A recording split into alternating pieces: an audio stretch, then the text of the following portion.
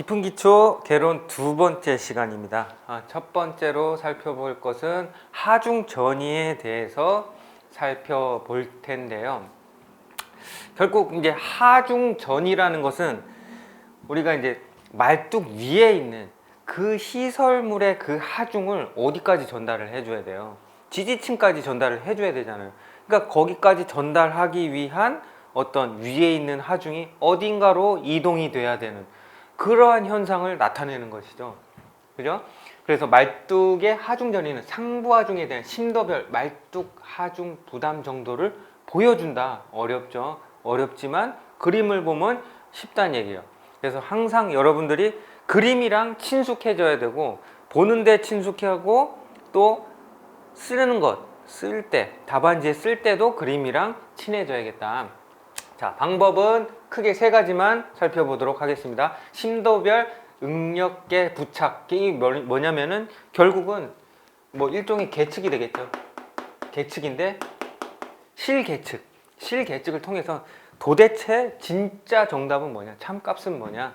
물론 뭐 정오차가 있겠지만 그건 무시하고 여기에서 측정되는 것이 참값이라고 보고 실제 계측을 해서 각 길이별로 심도 이미 지점별로 어떤 부분에 얼마만큼의 하중 부담을 하고 있는지 끄집어내는 실계측에 의한 방법. 통상적으로 말뚝 심도별로 해가지고 응력계, 스트레인 게이지 뭐 이런 것들을 붙입니다.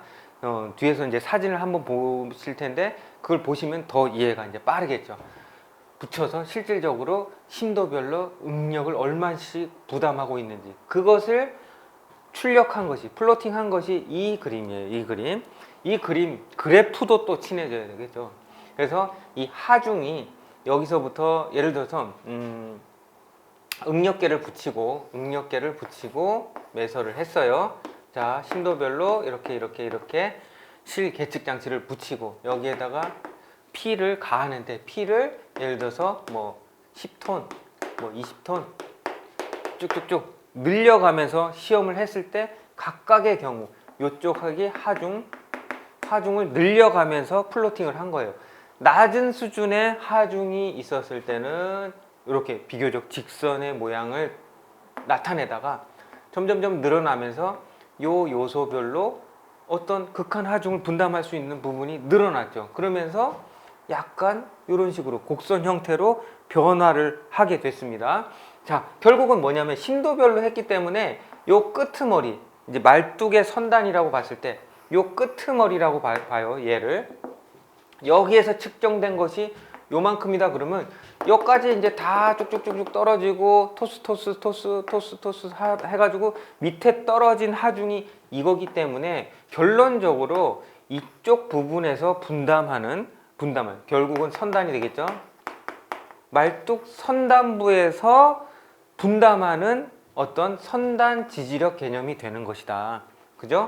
그러면 전체가 보세요. 전체 하중이 실었던 하중이 여기서 100톤인데 여기서 이제 여기 찍힌 게 50톤이라고 예를 들어서 칩시다.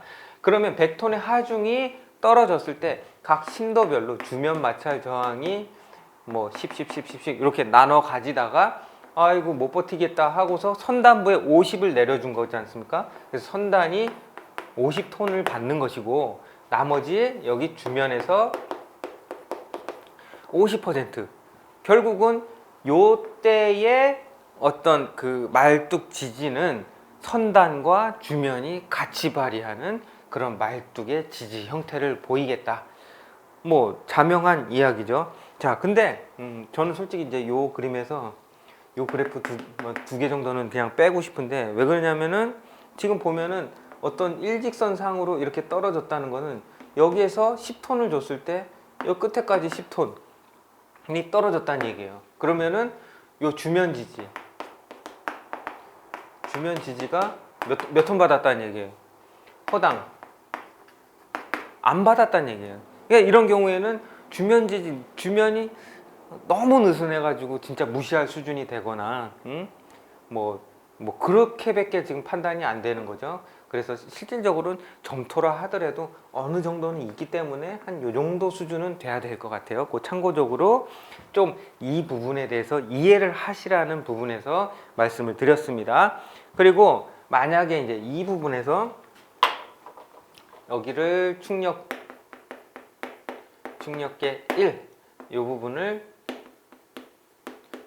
충력계 2 이렇게 따져줬을 때 이 부분에서 이 심도 여기에서 이 구간이 우리 그런 거 관심 많잖아요. 이 구간이 부담하는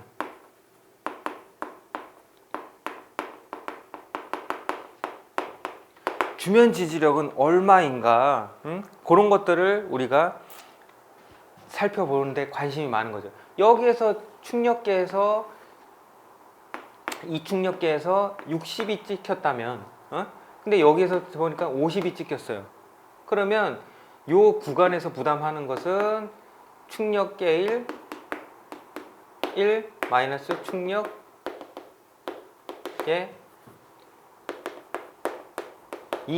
요 차, 요 부분만큼을 요 구간 내에서 주면 지지력이 소화를 해내고 있겠다. 요 부분을 좀 이해하고 넘어갔으면 좋겠습니다. 자, 보겠습니다. 뭐 같은 개념에서 우리가 생각을 할 수 있겠고요. 그리고 이러한 시험을 통해서 이런 그래프를 통해서 우리가 알 수 있는 것은 주면 및 주면 이 말뚝은 선단 지지 말뚝이다, 주면 지지 말뚝이 마찰 말뚝이다, 이런 것들을 비율을 산정을 할 수가 있고, 뒤에서 이제 실예의 사례를 살펴볼 텐데, 우리가 각 실질적으로 이런 집안에서 단일 집안인 경우는 별로 없잖아요.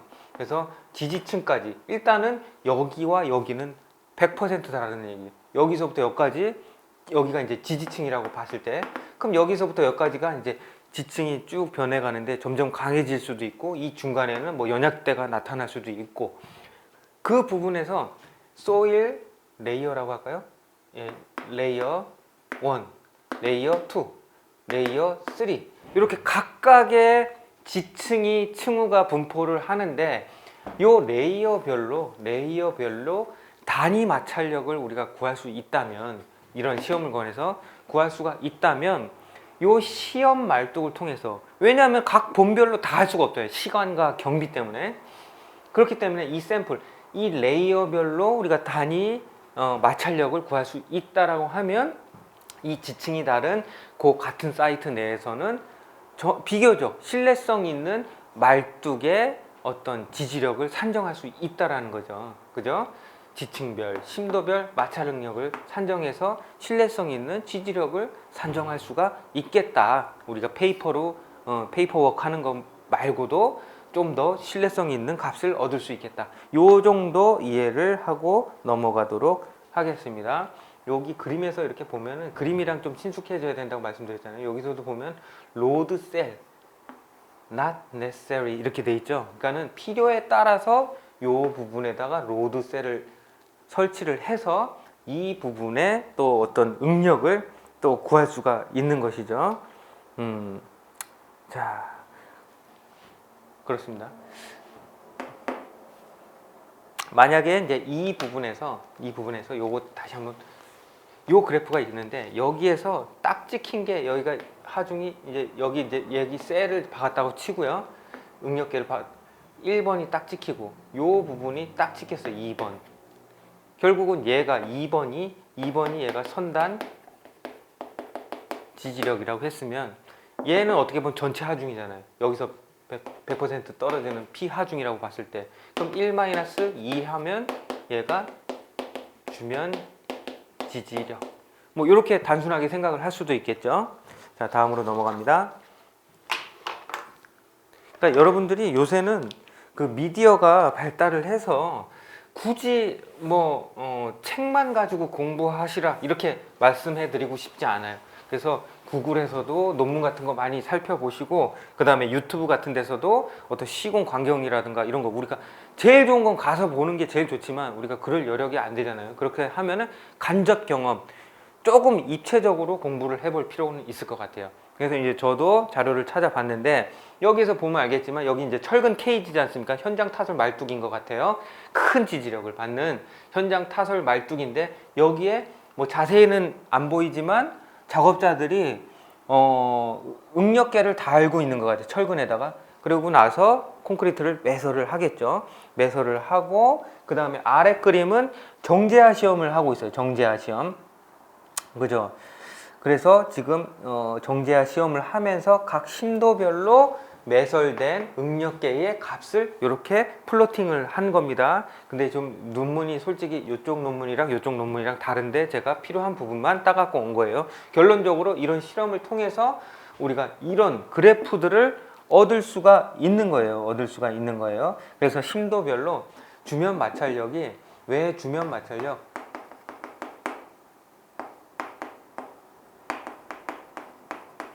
그래서 지층이 보면은 여기 뭐 점토층이 있고 점토층이 있고 사질토층이 있는데, 지금 점토층, 지금 자세히 그림이 안 보이는데 실트층 점토층은 어찌됐던 좀 조밀한 사질토층에 비해서 주면 마찰력, 주면 저항력이 적을 거 아니에요. 그래서 이렇게 좀 적은 숫자로 나오고, 점토층에서 사질토층으로 넘어오면서 자, 그간 못 받았던 이제 그 주면 지지력을 드디어 발휘하게 됩니다. 그래서 이렇게 지금 높은 수치로 플로팅이 되고 있고요. 여기서 이제 많은 하중을 감당을 했기 때문에 밑으로 토스를 해주는 하중 전이 부분이 적다 보니까, 같은 사질톤인데도 여기에서는 주면 지지력이 약해서가 아니라 여기서 토스를 해주는 부분이 약했기 때문에 아무래도 이 그래프가 이렇게 줄어들지 않았나, 이렇게 추측을 해볼 수 있겠습니다. 자, 그렇게 같이 한번 견주어서 보시면 될 것 같고요. 요 그래프는 요 응력계를 그대로 이제 출력을 한 거고, 요거는 주면 마찰력을 환산한 것 같습니다. 그래서 지금 요 경향을 보고서 각 지층별로 분담할 수 있는 외 주면 마찰력을 산정한다면, 정말 이런 데이터만 갖고 있다고 하면 각 지층별로 조금 신뢰성 있는 지지력을 구할 수가 있을 것 같아요. 자, 다음. 자, 또 하나의 하중 전이 관련해 가지고 하중 전이 함수를 통해서 우리가 하중 전이를 분석을 할 수가 있을 것 같아요. 결국은 뭐냐면은 똑같은 개념인데, 계측기를 단다는 거는 실측값을 얻는다는 반면에 얘는 이제 수치적으로 접근을 하는 것이죠. 자, 이 모델도를 잘 보세요. 이 모델도도 조금 기억을 해놨다가, 어려운 건 아니잖아요. 어려운 건 아닌데 뭐 여기도 스프링을 하나 있다고 쳐도 될 것 같아요.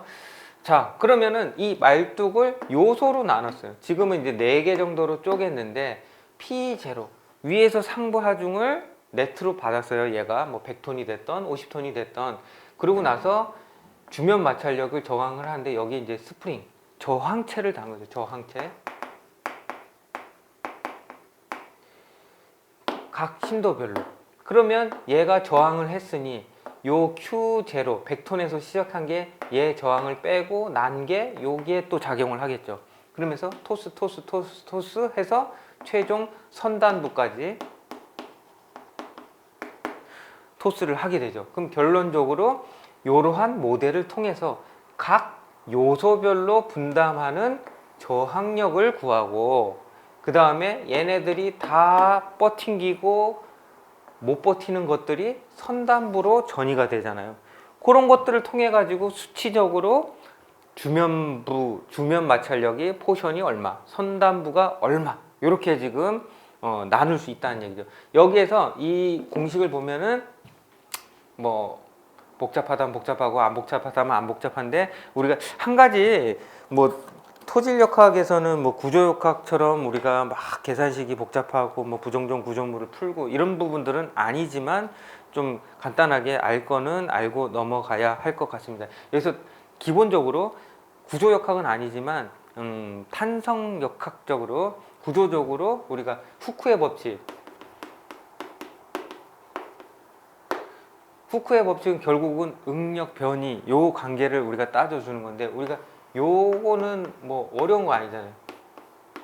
응력이라는 거는 스트레스인데 P 하중 나누기 면적으로 나눴단 말이에요. 그죠? 요것이고, 그 다음에 얘는 또 이렇게 변형계수 곱하기 변형률로 우리가 따져줄 수가 있어요. 그럼 말뚝으로 봤을 때 이 변형률이라는 건 탄성계수는 말뚝의 탄성계수를 이해를 할 것 같고, 이 변형은 말뚝이니까 이렇게 표시를 할까요? 이렇게 구조체가 이렇게 서 있고, 그 다음에 여기에 어떤 상부 하중이 작용을 하겠죠. 상부 하중이 작용하면 얘의 재료에 따라서 이렇게 변형을 하게 되겠죠. 그죠? 그럼 원래 최초의 길이가 L이라고 보고, 그 다음에 이렇게 수축이 됐어. 하중 때문에 얘가 찌그러져 가지고 요만큼의 델타만큼의 변이가 생겼다. 이렇게 볼 수가 있잖아요. 말뚝의 경우입니다. 말뚝의 경우 뭐 다람에 놓는 모양이 있을 수도 있고 여러 가지 모양이 있을 수 있겠지만, 그럼 변형 계수는 그대로 가고 얘는 L분의 변형률 자체가 L분의 델타 이렇게 된다는 얘기죠. 그래서 우리가 지금 요거는 기억을 하고 있다가 얘를 보면 우리가 이걸 왜 짚고 넘어가면 뒤쪽에 나오는 공식 자체가 요거를 계속 이용을 하는 거예요. 그래서 얘와 얘를 본다면 결국은 변이, 무엇의 변이? 말뚝. 얘만 내비두고 이렇게 정리가 되는 거예요. A분의 PL. 많이 본 것 같죠? 많이 본 것 같죠? 요거 적어도 우리가 뭐 토지를 하는 사람이지만 요 정도까지는 짚고 넘어가야 될 것 같아요. 여기서 봤듯이 결국은 이 마찰 프릭션 자체는 Q1, 자 Q1에서 자 보세요. 여기에서 QI가 있고, 그 다음에 QI-1 얘가 더 충격이 더 크겠죠. 위에서부터 떨어져서 저항체를 거치다 보니까. 그러면 여기에서 델타 QI가 있을 거고, 얘는 뭐 부호는 얘는 없어져도 될 것 같은데, 자 어찌됐든 프릭션 자체는 PL분의 델타 Q를 나타낸다. 요 부분, 왜냐하면은 이 부분의 이 구간에서 델타 L이라는 건 뭐예요? 요 구간의 L 전체 요 P라는 거는 요 P가 아닙니다. 요 P가 아닙니다. 얘는 윤변. 결국 말뚝의 면적인 거예요. 말뚝의 면적. 결국은 얘랑 곱하면 F 곱하기 P 곱하기 델타 L 하면은 프릭션 곱하기 A가 되는 거예요. 그죠? 요 힘은 결국은 뭐냐면은 이 Q, 충력의 차이다. 각 요소의 아랫단과 윗단의 델타 Q를 그만큼을 프릭션이라고 보는 거죠. 그래서 우리가 단위 마찰력은 Q1, Q2, 그 다음에 P, 델타 L 이런 식으로 이제 표시를 하게 되죠. 요소별 축차 응력을 위해서 수직변이 계산, 수직변이도 간단하게 계산했죠. 요 공식이 결국은 요거잖아요. 요거 A, 2A분의 Q가 P고, 그죠? L. 그래서 각 단계, 요 부분의 어떤 델타 변이는 부호가 좀 다르긴 하지만 결국은 요 후크의 법칙에 의해서 그냥 간단하게 수식적으로 정리가 된 거다. 이렇게 이해를 하시면 될 것 같습니다. 자, 이 부분을 좀 짚고 넘어갔으면 좋겠어요. 하중 분담. 야, 우리가 이제 큰 일을 딱 받았어요. 큰 일을 딱 받았는데 뭐 이렇게 큰 뭐 팀이 꾸려지잖아요. 그러면 야, 너는 뭐 하고, 너는 워딩을 하고, 너는 개드 도면을, 넌 구조 계산하고, 팀장은 업무 협의하고, 뭐 이런 식으로 분담을 하잖아요. 마찬가지. 이 맨 위에 큰 하중이 딱 있을 때, 누가 다 분담, 그렇잖아요. 우리 실무에서도 야, 우리가 팀이 꾸려졌지만 어떤 사람이 다 할 수도 있잖아요. 막 토하면서 다 할 수도 있잖아요. 우리 합사 같은 데 가면은 우리 경험하잖아요. 일하는 사람 일하고 일 안 하는 사람 안 하고. 좀 안 좋은 예인가요? 어찌 됐든 간에 지금 여기서도 하중 분담이, 하중 수준이 낮은 경우에는 요 밑에까지 토스를 안 하고 여기에서 마무리가 될 수도 있다라는 이야기예요. 주면 마찰 저항이 대부분의 하중을 지지해서 마찰 말뚝 뚝이 되는 거고, 하중 수준이 대단히 높은 경우에는 선단 지지 비율이 높아지면서 선단 지지 말뚝이 이제 되는 거예요. 어떻게 할까요? 그러면 자, 여기에서 예를 들어서 하나는 1톤, 1톤이라고 하면 너무한가? 10톤, 그 다음에 100톤, 어떤 Q0의 수준을 두 가지 케이스로 나눠봅니다. 한 가지는 10톤, 그 다음에 두 번째는 100톤. 예를 들어서 이 주면, 단위 주면 FI 해서 요 부분에서, 예를 들어서 요 구간 내에서 요 요소에서 분담할 수 있는 주면 마찰 저항이 10톤이라고 쳐요. 균질하다고 보고 얘도 다 10톤이라고.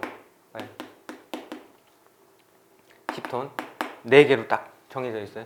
그렇다고 봤을 때 예를 들어서 케이스 수준에서 10톤밖에 안 떨어졌어요. 낮은 수준에서. 그러면 얘가 여기서 10톤이 딱 떨어졌는데 여기에서 저항체로 스프링에서 딱 걸러줘서 딱 잡아주니까 밑으로 토스 할 게 있어요, 없어요? 없단 얘기예요. 이제 남아있는 게 없어. 그러면 여기에서 저항력을 보면 이만큼 되고, 얘는 이제 허당이지. 얘는 10톤 이 구간 내에서 저항을 하고요. 그 대신에 만약 케이스 2 100톤이 떨어졌다 그러면 얘는 구간에서 10톤밖에 못 받잖아. 아이고, 내가 오바됐네. 극한 지적, 나 토할 정도야. 네가 해. 그래서 아래다 놓았더니 아래도 10톤밖에 못 받아요. 아이고, 90톤이나 남았네. 여기 떨어지면 90톤일 거 아니에요? 나 못 받아. 네가 해. 70톤, 60톤. 그러면 나머지 여기까지 주면에서 40톤을 소화해냈으면 결론적으로 선단부에서 60톤을 받아줘야 된다는 얘기죠. 만약에 못 받아주면 얘가 치마가 되거나 뭔가가 지지력이 이제 안 나오게 되는 거죠. 이러한 메커니즘 자체가 하중 전이의 개념이다. 이렇게 이해를 하시면 되겠습니다. 근데 사실 여기 이 설명 갖고 다 되는 것은 아니고, 어떤 극한 지지력이 발생할 수 있는 변이량이 정해져 있죠. 그렇기 때문에 실질적으로 똑같은 수준의 주면 저항이 발휘되기는 조금 힘들 거예요. 동일한 매트를 하더라도. 그런 것들은 좀 이해를 해 주시고요. 다음으로 넘어가도록 하겠습니다. 자, 그 다음에 이제 외말뚝의 치마, 말뚝의 치마에 대해서 살펴보도록 하겠습니다. 지극히 이상적인 경우를 이야기하는 겁니다. 특별히 뭐 시공의 품질이 잘못돼서 뭐 가정 조건의 변수로 인해서 뭐 이런 경우는 아니고요. 우리가 통상적으로 실무에서 말뚝의 치마량을 구할 때 요 세 가지 요소에 의해서 치마량을 구하게 됩니다. 안밀치마도 아닙니다. 여기서는. 자, 말뚝의 총 치마량은 이렇게 세 가지로 나눠지는데, 첫 번째는 말뚝 자체.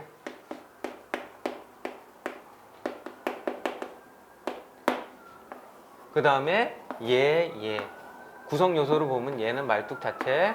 그 다음에 얘 두 개는 이렇게 나눠지는데 얘는 지반과 관련. 그래서 주면부, 선단부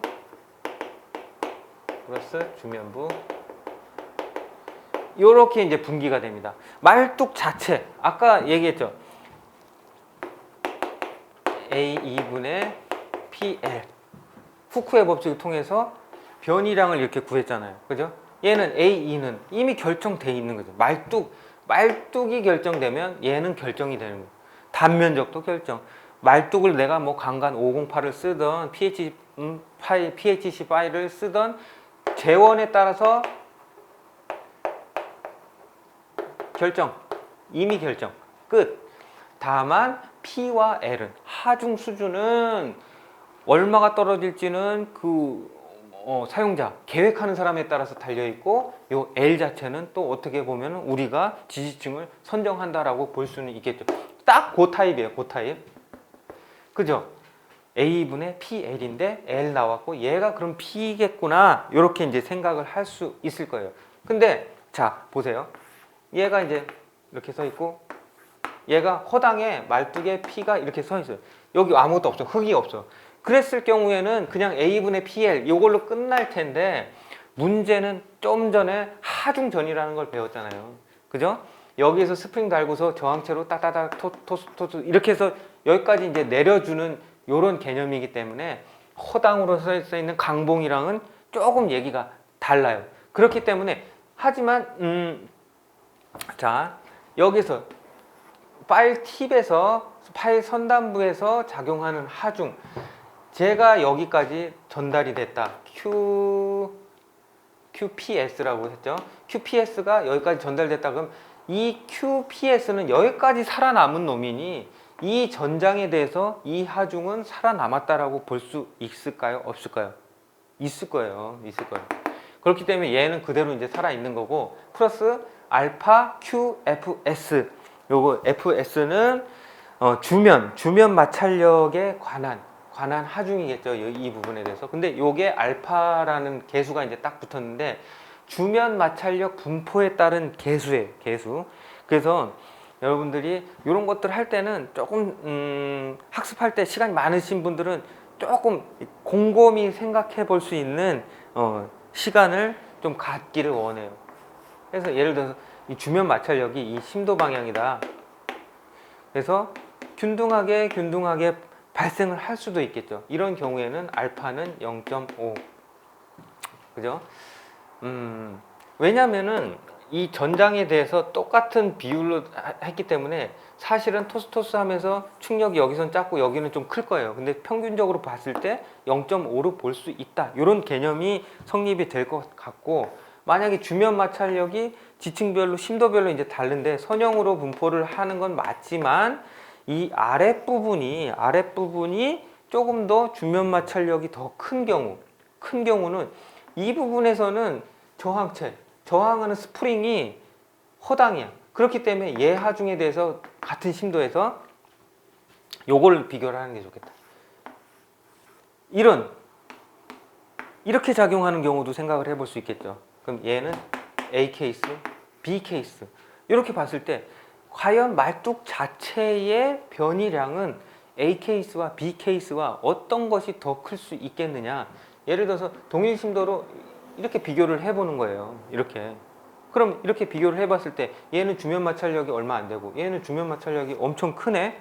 그러면 얘 같은 경우에는 주면 마찰력이 애시당초에 크고 밑으로 내려줄 때 여기서는 작긴 하지만 여기서 일단은 상부의 하중을 상당 부분 먹어버렸기 때문에 남아있는 전장 길이로 봤을 때 어떤 수축할 수 있는 이런 부분에서 이 하중 자체가 남아있는 길이 얘랑 얘는 똑같죠. A 케이스, B 케이스. 근데 얘 자체가 남아있는 걸로 봤을 때 수축하는 게 좀 작을 거예요. 그렇기 때문에 얘가 알파를 얘는 0.67, 얘는 0.33, 뭐 요렇게 지금 따져주는 거예요. 얘는 윗부분에서 많이 받아주고 얘는 윗부분에서 적게 받아줬고 같은 전장이긴 하지만 여기에서 누적 거리로 봤을 때 파일 길이가 되게 작잖아요. 그렇기 때문에 하중이 얘가 상대적으로 커서 요 엘리베이션까지는 어떻게 보면은 더 큰 이 수축력을 보이긴 하겠지만 요 L이라는 게 짧아서 상대적으로 얘가 작아진다는 얘기죠. 그죠? 그렇기 때문에 같은 1대1 매칭으로 봤을 때는 전체적으로 얘가 어떤 말뚝 자체의 변이량이 클 수밖에 없다. 요런 마찰력 분포에 따라서 이렇게 나온다. 그런 것들을 좀 알고 갔으면 좋겠습니다. 뭐 이런 것들을 세세하게 다 답안지에 쓸 수는 없을 거예요, 여러분. 그래서 속가낼 건 속가내고 요거는 제가 이해 차원에서 말씀을 드리는 거지 뭐 이거를 뭐 알파는 0.5, 0.67, 0.33 이거를 요구하기는 조금 힘들 것 같아요. 그렇지만 원리를 이해하면 여기서 파생되는 이해의 폭이 엄청 커질 수 있기 때문에 한번 설명을 드린 겁니다.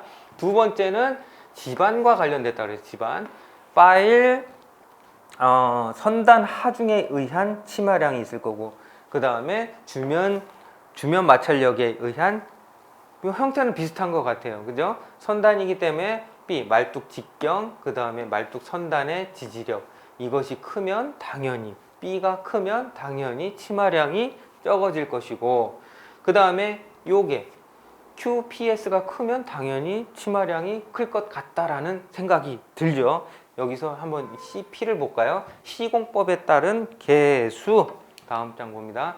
여기서 보면 가려서 안 보이는데 대표적인 CP, 그 값이 개가 분자항에 있기 때문에 개가 크면은 말뚝 치마량이 커진다. 결국은 요 CP 값이 크면 치마량이 커진다. 근데 제가 여기서 말씀드리고 싶은 거는 시공법, 현장 타설 말뚝, 타임 말뚝, 여기서 요걸 숫자를 쭉 봅니다. 애울 수 있겠어요? 못 애우죠. 이걸 어떻게 애워요?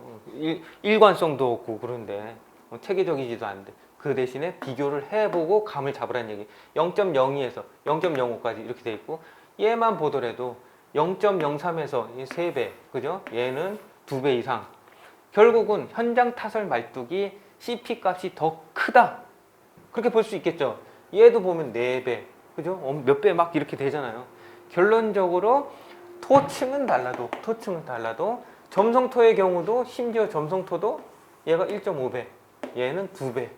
결국은 모든 토층에서 CP 값이 타임 말뚝보다 현장 타설 말뚝이 크다. 결론적으로 뭐예요? 치마량이 시공법에 따라서 달라진다. 지층은 똑같다 하더라도 시공법에 따라서 달라질 수가 있겠다. 결론적으로 요 값은 시공법, 타임 말뚝이냐 현장 타설 말뚝이냐 여기에 따라서 약간의 차이가 있다. 감 잡고 갑니다. 다음에 요거는 주면 마찰력에 의한 치마인데 경험적인 상수 복잡해요. 못 외우죠. 이걸 어떻게 외워요, 그죠? 자, 요런 것들 세 가지 조합에서 우리가 치마량을 구할 수가 있겠다. 얘는 보면은 식 자체 구성만 보면 CP 자리에 CS가 있고 QPS 자리에 QFS가 있고, 그 다음에 얘는 선단이었기 때문에 B가 있었고 QP가 있었고, 얘는 주면이기 때문에 주면이죠. 여기 주면이기 때문에 LB가 있고, LB는 말뚝의 근입 깊이, 그 다음에 QP, 근데 여긴 또 선단 지지력 이렇게 돼 있네요. 눌러가지고 선단부의 지반이 내려가나 이렇게도 생각을 할 수가 있겠네요. 공식 자체로는 그렇습니다. 자, 다음 요거를 잠깐 보고요. 그리고 여러분들이 교재를 다운 받아서 보고, 저는 그렇게 생각이 돼요. 예를 들어서 교재가 있으면 저도 그랬어요. 저도 공부할 때 교재는 하나 그 대신에 아까 전에 얘기했듯이 입체적으로 뭐 지방공학회 시리즈, 구조물 기초 기준 구조물 기초 설계 기준 해설 뭐 이런 것들 되고, 어떤 기준서가 있을 수 있을 거고, 정부 기준, 국가 기준이 있을 거고, 그 다음에 어떤 미디어 또 있을 것이고, 기타 각 챕터별로 어떤 교재들이 있을 거예요. 그래서 어떤 뭐 공부가 한 권으로 딱 요런 개념은 솔직히 50점까지는 가능할지 몰라도 50점 이상 합격선까지는 요런 끈앞풀들이 없다라고 하면 조금 힘들어요. 그래서 여러분들이 요 교재를 만약에 집중적으로 팠다 그러면, 예를 들어서 이게 뭐 50점 수준에까지 갔지만 요런 것들을 찾아보라는 얘기예요. 그래서 지금 여기에서도 제가 이 얘기를 왜 하냐면은 참고, 뭐 밑에 보면 기준서나 뭐 구조물 기초 설계 기준 뭐 어디 보면은 참고 제한사항 뭐 이런 것들이 있는데, 그런 것들도 한번 좀 보는 거예요. 상기 CP 값은 말뚝 선단부 아래로 지지층이 최소 말뚝 지경의 10배 이상 존재 시 값임 이렇게 되어 있거든요. 이걸 왜 그러냐면 우리가 말뚝 관련해서 문제가 나왔을 때 선단부까지 말뚝을 짠 하고서 내렸어요. 얘가 연암이라고 칩시다. 연암. 퉁하토라고 쳐요. 자, 나는 여기서 끝. 이렇게 볼 수도 있겠지만 요 뒤에서 나오지만 이런 보통 이 근입 깊이 근입을 시켜요. 안반 소켓이라고 우리가 표현을 하는데, 자, 그 플러스 요 지지층이라고 생각되는 거 밑에 얘가 연암이 나왔다고 해서 아래층도 연암, 경암이 나오느냐? 그러면 땡큐인데 그러지 않은 경우가 있다는 얘기예요. 실질적으로 차별 풍화가 발생하는 지역 이런 데는 이 밑에 다시 풍화토가 나오고 풍화암이 또 나올 수가 있어요. 그렇기 때문에 그런 경우에는 이 치마량 공식이 적용이 안 되기 때문에 이것보다 더 큰 치마량이 나올 수 있다. 이런 것들 한번 좀 차관사항으로 생각을 해보라는 취지에서 말씀을 드린 거고, 거꾸로 어디 뭐 정선이나 뭐 태백 뭐 이런 데는 뭐 공동도 있을 거 아니에요. 석회암 쪽에. 그러면 이런 경우에는 더 허당으로 돼 있으니까 이런 부분에서 이 이격거리를 충분히 띄웠다면 괜찮겠지만, 가깝다 그러면 얘를 관통하거나 뭔가 대책 마련이 돼야 된다는 취지에서 다각적으로 스펙트럼하게 좀 생각을 해 주셨으면 좋겠습니다. 다음 주동말뚝, 수동말뚝. 요거는 예전은 아니고 이제 챕터 자체가 사면 챕터에서 한번 말씀을 드렸던 것 같아요. 자, 주동말뚝, 수동말뚝. 그럼 뭐 말뚝은 말뚝인데 뭔 차이냐? 결국은 움직이는 주체와 저항하는 주체가 어떻게 다르냐? 그 차이인 거예요. 그 차이. 움직이는 주체, 활동력을, 수평력을 유발하는 주체가 뭐냐? 이제 요걸 두고서 생각을 하시면 될 것 같아요. 자, 주동말뚝. 우리가 이걸 기본이라고 할까요? 그러면 기본적으로 주동말뚝, 액티브 파일. 말뚝, 움직이는 게 말뚝이다. 이건 뭐냐면은 예를 들어서 이거예요. 우리가 건물이 됐던 아파트라고 칠게요. 아파트가 있는데 말뚝을 이렇게 박았어요. 지지층이 여기 있기 때문에 뭐 지하주차장 여기까지 내릴 게 아니기 때문에 말뚝을 여기까지 내렸어요. 지지층까지. 얘는 물론 아파트니까 연직력도 받겠죠. 그죠? 연직력도 받겠지만 얘는 요새 이제 초고층 아파트가 생기잖아요. 초고층. 수평력의 풍력도 무시할 수 없을 거예요. 풍력. 그 다음에 어떤 지진력. 또 하나의 수평력이 되는 거잖아요. 그죠? 그렇기 때문에 자, 말뚝에 이렇게 간결이 돼 있다라고 봤을 때 얘가 움직이면 이 말뚝이 움직이는 거예요. 그죠? 바람이 분다 그래서 집안이 움직이는 건 아니에요. 그죠? 그런 개념에서 봤을 때 어떤 우리가 늘상 알고 있는 말뚝은 주동 말뚝이다. 이렇게 이제 이해가 되고요. 그 다음에 이제 교대도 마찬가지죠. 교대도 뭐 이렇게 생겼을까요? 그리고 여기가 뒤체험이 되고 여기는 이제 뭐 슬라브가 이제 상판이 이제 놓여지고 지지층까지 이렇게 말뚝이 있는데 여기 뭐 이렇게 그립시다. 자, 이렇게 되면 여기에서 이제 수평 토합이 작용을 해요. 그죠? 토합이 작용을 할 때 얘는 수평력을 받게 되고 여기에 이렇게 간결이 돼 있다라고 하면 집안이 물론 이제 토합이 있어서 토압 자체는 얘를 움직이려고 하겠죠. 여기 이쪽으로 전면 쪽으로.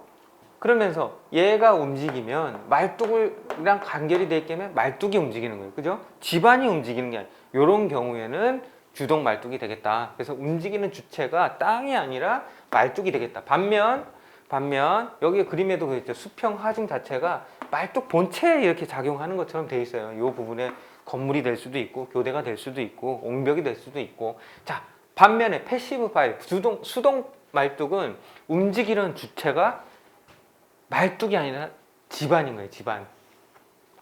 어떤 경우에 산사태 억지 말뚝 같은 경우 억지불이다. 우리 땡깡불이다. 뭐예요? 막 고집을 피는 거예요. 그죠? 뭔가를 막는 거예요. 막는 거. 그죠? 결국은 뭘 막느냐? 여기서는 집안의 변형을, 집안이 변형하고 있는 거를 억지하는 거예요. 억지. 그래서 지금 원래는 집안이 멈춰 있어야 되는데 경우에 따라서는 집안이 움직이려는 경우가 있겠죠.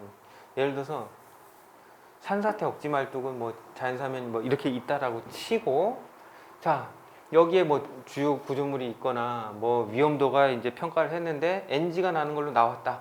그랬을 때 뭔가를 활동 안전율을 돌려봤더니 기준 안전율 미달이더라. 그죠? 요즘 방제 성능 목표가 점점 올라가고 있어요. 기후 변화나 이런 것들 때문에 강우 강도 이런 것들이 점점 올라가기 때문에 과거에는 오케이 됐던 부분들도 NG가 날 수가 있어요. 그래서 이제 평가해서 뭐 문제시 되는 경우에는 이런 억지 말뚝을 적용할 수가 있겠죠. 꼭 개발 행위가 아니다 하더라도 그럴 경우에 이 부분에다가 말뚝을 이렇게 박을 수가 있겠죠. 부족한 안전율만큼. 얘는 움직이려고 하고 얘는 뻗팅기려고 하고, 말뚝 자체는 이런 경우에요. 얘는 뻗팅기고 있는 거죠. 집안 변형이 나타날 수 있는 거죠. 그죠? 자, 근데 이제 저항하는 주체도 한번 살펴봅시다. 저항하는 주체가 물론 말뚝 자체도 강성이 있어요. 그죠? 말뚝 자체도 강성이 있기 때문에 수평력에 대해서 저항을 할 거고, 여기 그림에서 봤듯이 집안 반력이 이렇게 생겨요. 얘가 수평하중 이쪽으로 갈 때 말뚝이 이쪽으로 획가닥 움직이면서 또 집안은 저항을 해주죠. 못 움직여. 자, 반면에 이제 수동 말뚝 같은 경우에는 얘는 뻗팅기고 있고, 억지 말뚝이 뻗팅기고 있고, 예를 들어서 이 경우에 집안이 변형을 하려고 할 때 얘는 집안은 이쪽으로 활동력으로, 수평하중처럼 활동력으로 작용을 하는 거예요. 외력으로. 그러면 얘가 움직이지 않는 면, 여기까지만 활동면이에요. 여기까지만 움직여. 얘는 멈춰 있는 면이에요. 멈춰 있는 면. 어디? 요 슬립 서피스 아래. 여기에서는 얘랑 똑같이 저항을 해주는 거예요. 저항을. 그래서 말뚝이랑 집안이 같이 저항을 해주고, 얘도 집안과 말뚝이 저항을 같이 해주게 되는 거죠. 여기서 한 가지 설명드릴 것은, 물론 이제 사면 쪽, 억지 말뚝 사면에 관련된 이야기지만, 얘가 분담하는 요율 자체는, 그러니까 예를 들어서 이게 그 변이 자체가 너무 많이 나는, 그러니까 억지 말뚝을 뭐 한 번 받고 뭐 10m 떨어져서 한 번 받고 이렇게 하는 게 아니거든요. 그래서 얘 집안 변형 자체가 막 소성 파괴가 나는 그 정도 수준에서 이 억지 말뚝으로 저항을 하는 것이 아니라, 어느 정도 변이, 어느 정도 전단 강도가 집안의 전단 강도가 감소가 거의 없는 변형 조건에서 말뚝 보강이 이루어져야 된다. 이런 거 하나 좀 키포인트로 좀 짚고 넘어가도록 하겠습니다. 자, 그 다음에 뭐 이런 것들 그림 익숙해져야죠. 이런 거 보면서 억지 말뚝으로 사용되는 경우 뭐 여러 가지 얘랑 좀 다른 점이 있죠. 뒷체험이 있고 나서 아까 교대를 설명할 때 얘는 주동 말뚝으로 설명을 했는데, 여기서 수동 말뚝의 교대 형태가 나왔는데, 그 차이점은 뭐냐면은 이 밑에 연약 집안이 있어서 어떤 측방 유동 레터럴 플로우잖아요. 그래서 어떤 흐름이 발생하는, 집안이 움직일 수 있는 조건이 조금 다르다는 키포인트가 있는 겁니다. 그래서 연약 집안이 나왔다. 예를 들어서 점성터다. 그랬을 경우에는 말뚝과 관련됐다. 그러면은 이런 수동 말뚝을 착안할 수도 있는 것이고, 부마찰력을 착안할 수도 있는 거예요. 그죠? 우리가 접근할 수 있는 폭이. 여기서 뒤체험을 하게 되면 여기 안밀이 나면서 부마찰력으로 말뚝을 끌고 내려가서 지지력을 감소시키는 그런 것들도 입체적으로 좀 생각을 해 봐야 될 것 같아요. 얘도 마찬가지죠. 그렇게 활동면, 이렇게 보시면 될 것 같아요. 자, 그 다음에 다음은 말뚝의 폐색 효과입니다. 말뚝의 폐색 효과는 계단 말뚝이 계단 이게 어떻게 보면 단이라는 건 끝을 얘기하는 거고 이 끝 부분이 이렇게 열려 있다 이런 뜻이겠죠. 그러니까 흔히 우리가 강간 말뚝 같은 게 속까지 그냥 강봉은 뭐예요? 솔리드하게 차 있는 거고, 얘는 파이프처럼 강간 파이프라고 그러잖아요. 이렇게 비어 있는 계단 말뚝이 집안에 관입될 때 말뚝 속으로 밀려 들어간 흙으로 인해 선단이 막히는 현상, 요거를 폐색 효과라고 이야기를 하는데, 이 폐색 효과가 시공성, 관입성뿐만 아니라 지지력에도 메커니즘적으로 차이가 있다. 뭐와 그 플러깅 효과, 플러깅 관내토 증분비에 따라서 그것이 달라질 수가 있다. 관내토 증분비라는 정의가 하나가 나오죠. 자, 관내토 증분비라는 거는 결국은 델타 L분의 델타 LP 이렇게 지금 정의가 되어 있는데, 쉽게 얘기하면 우리가 항타를 할 때 우리가 1m를 집어넣었다. 여기서 드롭 해머나 유압 해머로 떨어뜨려서 여기서 충격력을 유발을 시키죠. 그러고 나서 얘를 목표 심도까지 내립니다. 예를 들어서 1m 전진, 1m를 전진했을 때 요 오픈되어 있는 계단 말뚝 요 부분에 흙이 이렇게 밀려 들어올 거예요. 이렇게 밀려 들어올 거예요. 아니면 여기에 있던 흙이 밀려 들어오는데 1m 전진을 했을 때 과연 요 흙이 차오르는 높이는 얼마일까? 요 비를 우리가 관내토 증분비라고 얘기하는 거예요. 예를 들어서 1m를 전진했는데 0.5m가 흙이 추가됐다. 그랬을 때는 50% 부분 폐색에 해당이 되겠죠. 만약에 완전 개방됐다. 그러면은 1m인데 1m가 늘어나죠. 그냥 뻥 뚫려가지고 그대로 이제 다 들어온 거죠. 얘는 완전히 개방됐다. 부분 폐색, partially plugged. 그 다음에 완전 폐색은 뭐냐면은 1m인데 0. 완전히 여기 밑에 선단이 철판으로 막은 것처럼 흙이 하나도 안 들어왔어. 1m 들어갔는데 빵. 완전 폐색. 완전 폐색이 fully plugged.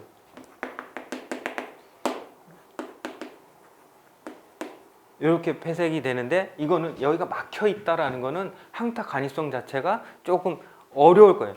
좀 더 큰 에너지가 필요할 것이고, 그런 것들. 그 다음에 요 그림으로 이제 모식을 한 것이고요.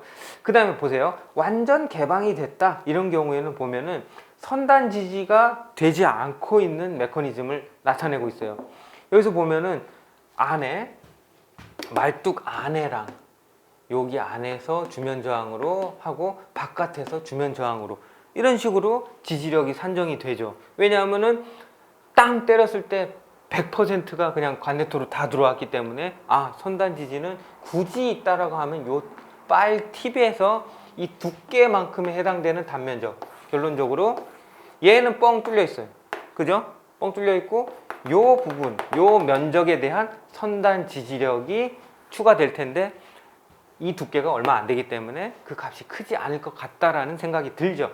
그 다음에 완전 폐색 같은 경우는 IFR이 0인 경우, fully plugged 된 경우에는 얘가 들어갔는데 어느 정도, 얘가 찬 거는 뭐냐면 요 위에서 찬 거고, 최종 뎁스에서는 얘는 때려도 얘가 늘어나질 않는 거예요. 그러니까 결국은 여기 철판 된 것처럼 꽉 막혀 있는 그런 상태란 얘기죠. 이런 경우에는 어차피 얘가 밀려나지 않는다는 거는 여기에서 이런 식으로 선단 지지력이 작용을 했을 때 여기 꽉 막혀 있고 여기서 발력이 날 텐데, 이 부분을 100% 효과적으로 선단 지지를 해준다는 이야기가 되겠죠. 그래서 지지력 구성 자체는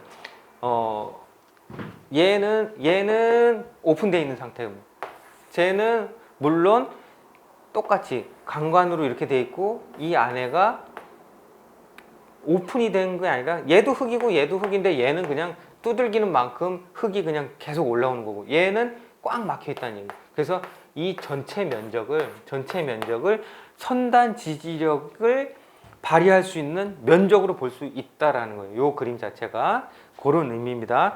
참고적으로 우리 뭐 해상 풍력 같은 거 할 때도 그렇고 좀 대구경 파일을 이제 우리가 시공을 하잖아요. 그러면은 이제 뚫어놓고 그 다음에 뭐 이런 식으로 키를 둡니다. 이 파이프 안에. 그 다음에 여기 콘크리트를 채우죠. 물론 이제 파이프는 계속 여기 위에까지 이어지고, 이게 뭐냐면은 강제적으로 플러그를 만드는 거예요. 플러그를. 왜?